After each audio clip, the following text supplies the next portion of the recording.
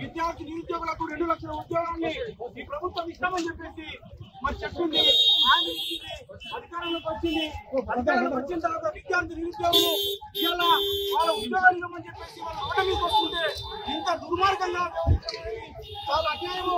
రేవంత్ రెడ్డి గారు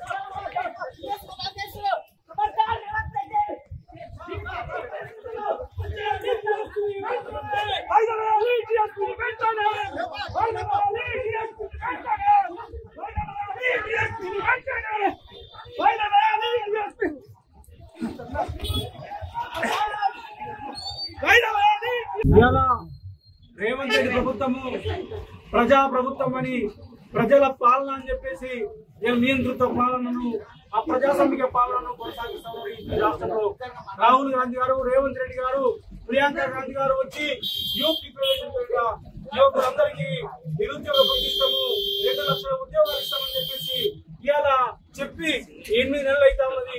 కేవలం 4 నెలలు మాత్రమే మిగిలింది.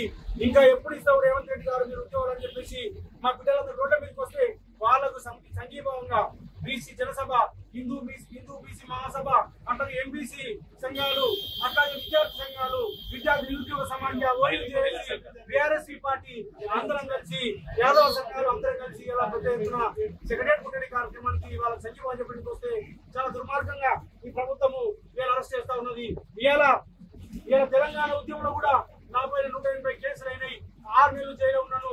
కానీ ఏ ప్రభుత్వం ఇంత దుర్మార్గంగా ఆ రోజు కాంగ్రెస్ ప్రభుత్వం ఉన్నది. ఆ ప్రభుత్వం కూడా, సీమాంధ్ర ప్రభుత్వం కూడా ఈ పద్ధతిలో వ్యవహరించలేదు.